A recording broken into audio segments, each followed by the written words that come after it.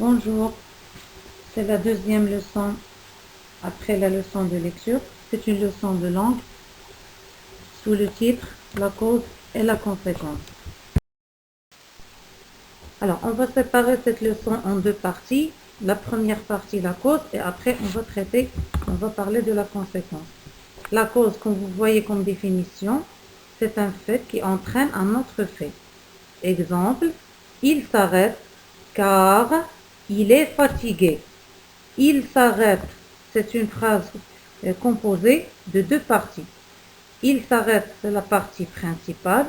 Il est fatigué, c'est la partie subordonnée, car c'est le moyen de coordination de cause que nous avons déjà étudié.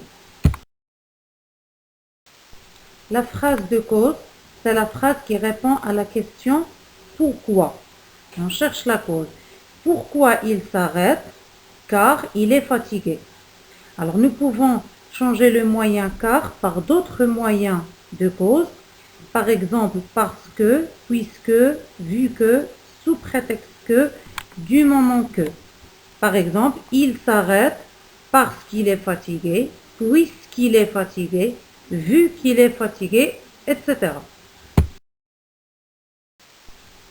Les moyens que je vous ai montrés sur la page précédente, c'était des moyens simples qui n'entraînent aucun changement dans la phrase.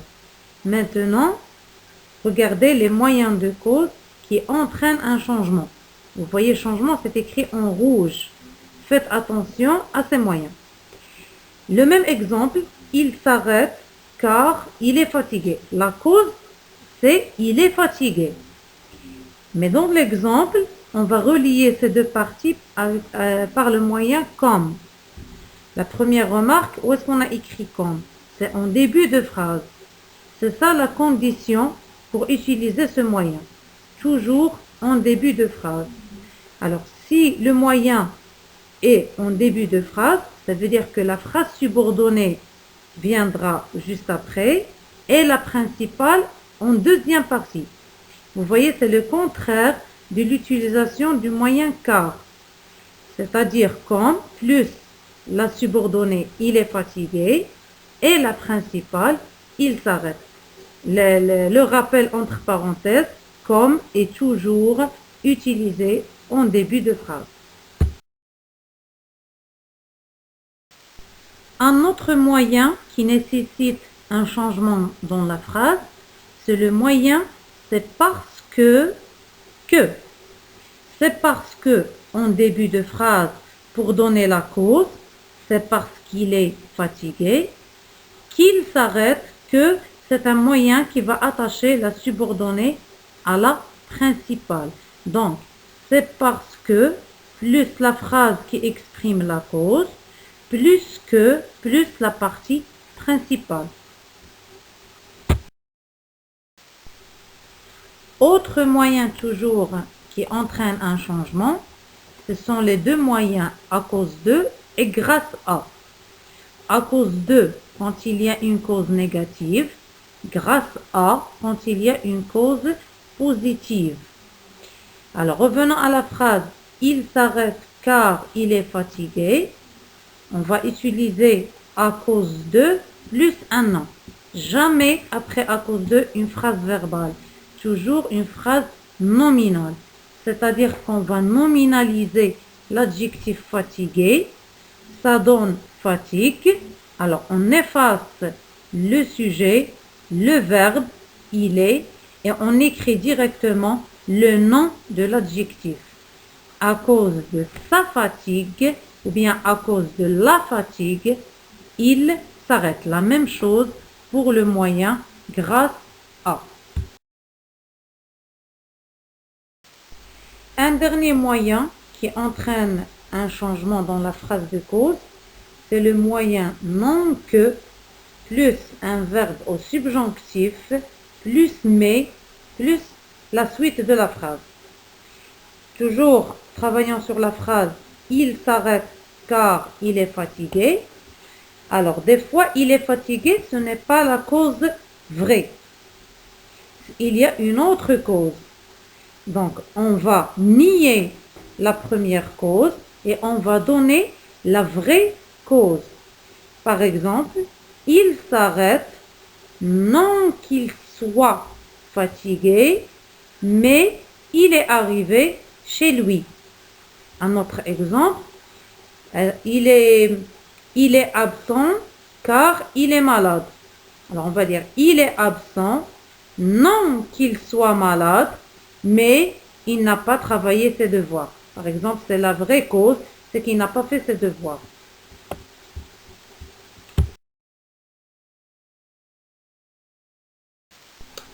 Passons maintenant à la deuxième partie de cette leçon, qui est la conséquence. Alors, la conséquence et la cause, nous avons déjà expliqué ça en classe, c'est l'inverse. Si on inverse la partie principale, on la met à la partie subordonnée et la partie subordonnée à la partie principale, ça va nous donner la conséquence. Ça veut dire que chaque cause donne une conséquence ou une conséquence a toujours une cause. D'accord? Alors, on va travailler toujours sur le même exemple. Il est fatigué, donc il s'arrête. Vous voyez, on a changé la place de la principale et de la subordonnée. Il s'arrête, c'était la principale, maintenant elle est subordonnée. Il est fatigué, c'était une phrase de cause, maintenant elle est principale dans cette phrase. Alors on dit, il s'arrête, c'est la conséquence de il est fatigué. Le moyen simple de coordination, c'est donc. Voici quelques moyens qui expriment la conséquence. Toujours le même exemple, il est fatigué, donc il s'arrête. Nous pouvons changer le moyen donc par soit tellement que, si que, tant que, au point que, de telle sorte que, de telle manière que. Toutes ces expressions sont suivies d'un verbe à l'indicatif. Ça veut dire qu'il n'entraîne pas de changement dans la phrase. Si vous remarquez les trois premiers moyens, il y a des points entre tellement et que, entre si et que et entre tant et que. Regardez en bas l'exemple. On dit il est tellement fatigué, ça veut dire qu'on écrit tellement entre le verbe et avant l'adjectif, entre et fatigué. Dans la phrase principale, on va insérer tellement dans la partie principale entre le verbe et l'adjectif. Ça donne il est tellement fatigué et que c'est un moyen qui va attacher la principale à la subordonnée. Il est tellement fatigué qu'il s'arrête. La même chose pour si, que et tant que. Alors que les trois autres moyens simples qui s'écrivent au milieu, je vous ai montré l'exemple avec au point que. Il est fatigué au point qu'il s'arrête. C'est la même chose avec de telle sorte que et de telle manière que.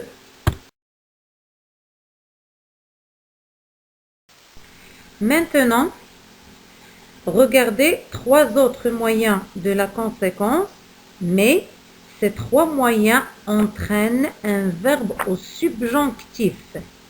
Regardez l'exemple avec trop, des points pour que. Trop, c'est la même chose comme tellement. On va l'insérer dans la principale entre le verbe et l'adjectif fatigué. Il est trop fatigué. Pour que, alors nous n'avons pas seulement que, mais pour que. Alors, le verbe après, il doit être conjugué au subjonctif. Il est trop fatigué pour qu'il puisse marcher. La même chose pour assez, pour que. Ici, j'ai mis un rappel pour les terminaisons des verbes au subjonctif. E, es, e, comme le présent des verbes du premier groupe. Nous et vous comme l'imparfait, ions, iez, et ent comme un verbe du premier groupe au présent.